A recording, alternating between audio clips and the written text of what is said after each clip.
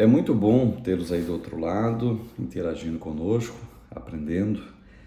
E nesta sexta aula, nós vamos dar continuidade à nossa matéria de Evangelhos e Atos.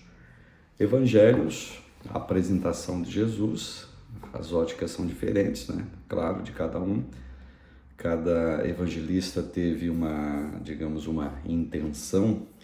Cada evangelista teve um público-alvo, vamos colocar assim, uma meta específica, uma designação. Um detalhe interessante, por mais que os evangelhos eles sejam, por assim dizer, livros, vamos colocar, biográficos, são microbiografias do Senhor, não tem tudo ali, claro, evidente, assim como João escreveu. Mas, por mais que, se é biográfico, ele vai para o âmbito histórico, tá? Vai historiar a biografia de alguém, no caso ali de Jesus. Jesus não enquanto Deus, Jesus enquanto homem. Porque se fosse para biografar Jesus enquanto Deus, eu penso que seria um trabalho impossível. Conforme João falou, capítulo final do Evangelho de João, de que Jesus está bem acima de nossas percepções intelectuais, nossas percepções historiográficas, percepções, digamos assim, de produto de pesquisa. Ele está muito além, muito acima, então não tem como decifrá-lo. Conforme diz aquele hino, ninguém explica Deus. Do teólogo ao ateu, do brasileiro ao judeu, que seja, ninguém explica Deus. Então, mas mesmo assim os evangelhos vão tratar de momentos biográficos do Senhor, momentos pitorescos da sua vida, as insinuações, por assim dizer, de atos que remetem e mostram sim a sua divindade, não esgotando o assunto, mas reafirmo de volta, exaustivamente eu vou reafirmar. Segundo o apóstolo João falou, o apóstolo do amor, o apóstolo que escreve o evangelho diferenciado dos sinóticos, ele diz que Jesus fez muito mais, ele ensinou muito mais, ele realizou muito mais, e que se fôssemos registrar tudo o que o Senhor Jesus fez, com muita propriedade, João diz, todos os livros do mundo não comportariam em biografar o que o Senhor fez, né? Um fato interessante que eu quero trazer para vocês aqui na página de número 56, quem tem o livro em mãos, exigência de um sinal da messiandade de Jesus. Exigir isso do Senhor. Mateus 12, do verso 38 até 42, certas autoridades religiosas pediram que o Senhor lhes mostrasse um sinal, né? Mas Jesus recusa-se a fazê-lo porque conhecia os seus corações. O pessoal queria show, o pessoal queria pirotecnia, o pessoal queria o quê? Que Jesus se gabarite a ser Messias, faça tal coisa. Me parece, gente, que não é o caso, né? Mas entenda a minha comparação. Parece que o diabo queria um showzinho também ali no deserto, né? Transforma essas pedras em pães, se joga daqui. E o final, né? Se prostra, né, diante de mim. Então, aqui é a mesma coisa, basicamente. Dá um sinal para mim aí, dá um sinal, faça cair fogo do céu, ande sobre as águas na nossa frente. Jesus nunca agiu dessa maneira, ele nunca fez dessa forma. Conforme Isaías até registrou, ele não vai fazer ouvir as suas vozes nas praças. É uma questão que o profeta messiânico alude, de que o Senhor ele não agiria dessa forma, não agiria dessa maneira. Um show messiânico de Jesus, que agora ele provou que ele é o Messias. Então, pelo fato do Senhor, diante dessas autoridades, né, religiosas, Jesus conhecer os seus corações, ele não fez absolutamente nada. Então Jesus diz àquela geração incrédula, vocês conhecem a passagem, né? Que lhe seria dado o sinal de Jonas, que ficou 3 dias no ventre do peixe referindo-se ao evento de sua morte e ressurreição. Não entenderam porque não quiseram, não aceitaram porque não quiseram. Então Cristo faz menção dos ninivitas e da rainha do meio-dia, rainha do sul ou rainha de Sabá, que visitou Salomão. 1 Reis, capítulo 10, do verso 1 até o 13. Mateus 12, 41, 42, que Jesus citou, dizendo que estes seriam juízes e sentenciariam aquela geração rebelde que não se rendia às verdades apresentadas por Cristo. Então eles teriam o direito de condenar essa geração obstinada, pois ainda tinham se arrependido dos seus pecados e foram justificados. Essa geração não. Porém, Jesus acrescenta que haveria alguém presente naquele momento que é maior do que Jonas e Salomão, ou seja, ele próprio, o Cristo encarnado. Jesus, ao encerrar as suas palavras nesse trecho, Mateus 12, 43 e 45, comenta sobre um homem com um espírito maligno que, ao ser liberto, não ocupa seu coração, e aquele espírito maligno retorna com mais 7 espíritos piores do que ele. Assim o Senhor compara aquela geração dos seus dias a esse homem, referindo-se àqueles que, após o conhecimento da verdade, apostariam da fé e seu estado seria pior do que antes. Aqui o ensinamento do Senhor, gente, é muito claro, né? Quando ele faz essa comparação, Mateus 12, do verso 38 em diante. Aquela geração queria um sinal dele, ok, mostra que tu és o Messias. Jesus, não, o sinal que vocês vão ter é o sinal de Jonas. Eles conheciam muito bem a história que Jesus está falando. Vai 3 dias por ventre de um peixe, digamos, morre no ventre do peixe e ressuscita sendo vomitado na costa para ir em direção a Nínive. Ok, beleza. Aí Jesus conta a história desse homem com espírito maligno, né? Casa adornada, casa vazia, O espírito maligno vai até ele e traz 7 companheiros, ou seja, o estado de apostasia de vocês, Jesus está dizendo, vocês aprenderam, vocês tiveram acesso às verdades, eu estou explicando para vocês, o próprio Deus está diante de vocês aqui, ensinando e tal, como João falou, veio para cá os seus e tal.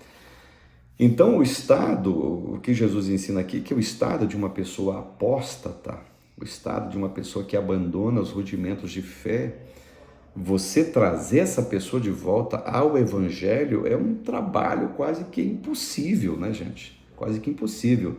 E se você conhece pessoas que abandonaram a fé, abandonaram o Evangelho, você sabe que trazer um apóstata, converter um coração de alguém que provou, conscientemente provou, mas conscientemente abandonou.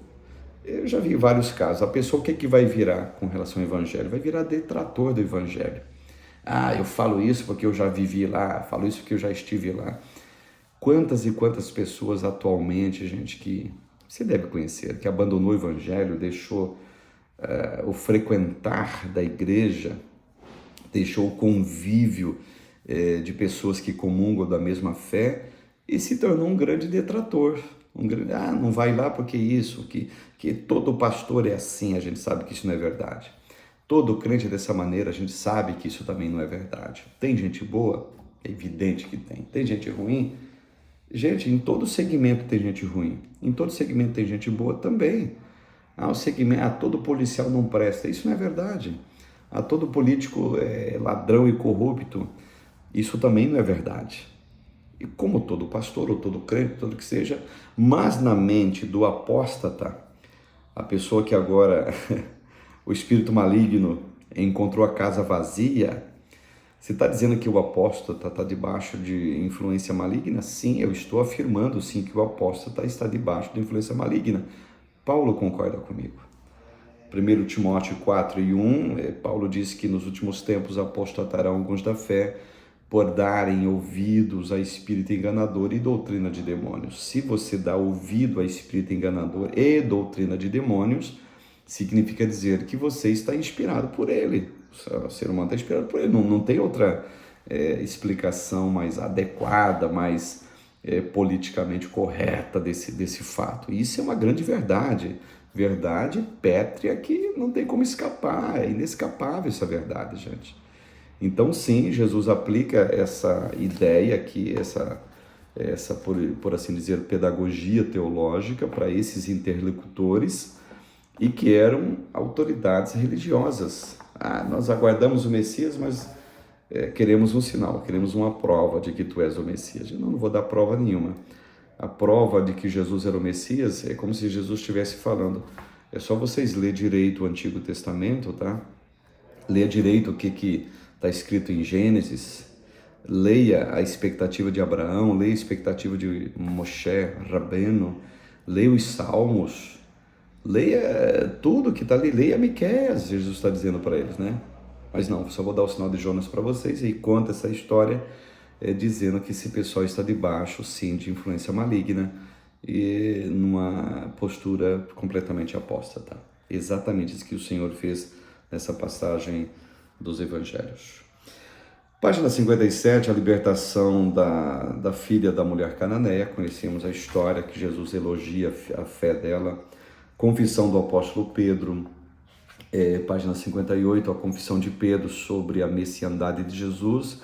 É um dos eventos mais importantes da Bíblia, pois marca um momento em que a essência da sua missão de resgatar pecadores, segundo as profecias, começa a ser compreendida por seus apóstolos e encontra-se em todos os 4 evangelhos. A missão de Jesus de resgate, né, de reconciliação, Mateus 16, do verso 3 até o 20, Marcos 8, do verso 27 ao 29, Lucas, do verso 18 até o 21, e João, capítulo 6, verso 68 e verso 69. E esses versículos, essas passagens, culminando naquilo que Pedro declara, tu és o Cristo, Filho do Deus vivo. Lembra da enquete que Jesus fez? Cesareia de Filipos, região costeira ali do Mediterrâneo, cidadezinha de Cesareia, tem até hoje, a cidade está lá. Jesus perguntando o que os homens estão dizendo que eu sou por aí. Jesus fez ali uma pesquisa de marketing, testar a febre da percepção dos auditórios, né? Todos deram opiniões e Pedro, naquele lampejo profético, Jesus falou que foi um lampejo profético, disse para ele: não foi carne, não foi sangue que te revelou, mas o meu Pai que está nos céus. E digo que tu és Pedro, sobre essa pedra edificarei a minha igreja, e as portas do inferno não prevalecem contra ela. Então aqui Jesus, né, ele atesta a sua messiandade, e lá na frente, você vai observar na primeira carta do apóstolo Pedro, o próprio Pedro mesmo, capítulo 2, verso 4, ele vai registrar assim: e chegando-vos para ele, pedra viva, reprovada na verdade pelos homens, mas para com Deus eleita e preciosa. Eu tenho certeza, eu tenho convicção que Pedro, quando escreve essa linha versicular aqui, ele faz alusão à sua própria declaração profética a Cristo, quando Jesus diz que nessa pedra edificarei a minha igreja. E aqui é o seguinte, não confundam, né? Alguns segmentos cristãos, aí não precisa nem dizer qual, confunde dizendo que a igreja está firmada em Pedro. Pelo amor de Deus, se a igreja estivesse firmada, a igreja de Cristo, tá, gente? Não estou falando de denominação nenhuma aqui, tá? Se a igreja de Cristo tivesse firmado-se no apóstolo Pedro, queridos, ela não existiria. Jamais existiria até hoje. A igreja está aí há 2000 anos. E se houver mais 2000 anos aqui no planeta, a igreja também estará firmada do mesmo jeito. A pedra é Cristo. O discípulo e a cruz, né? Página 60. O Senhor aproveitou a ocasião anterior, quando disse que ia padecer muito, morrer e ressuscitar na cidade de Davi, para explicar a teologia da renúncia. Mateus 16, verso 24 e 28. Ele prega uma pequena mensagem com grandes verdades sobre o tema da salvação por meio da cruz. Existem 4 frases chaves que incorporam esse sermão de Jesus. Primeira: se alguém quiser vir após mim, desejo ou vontade, né? Renuncie a si mesmo, a rejeição ou renúncia. Tome a sua cruz, sobre si a sua cruz, escolha ou seleção. E siga-me, perseverança ou constância. Jesus apresenta esses 4 pontos. Logo em seguida temos a transfiguração do Senhor e uma questão para reflexão que eu quero apresentar para vocês na página 62. Quando Jesus foi transfigurado, por que levou apenas 3 discípulos? E qual foi a razão de Deus mostrar uma cena tão sobrenatural a eles? Eu quero que você pense, quero que você elucubre sobre esse ponto, que eu acho que é muito interessante e tem muitos ensinamentos sobre os tais.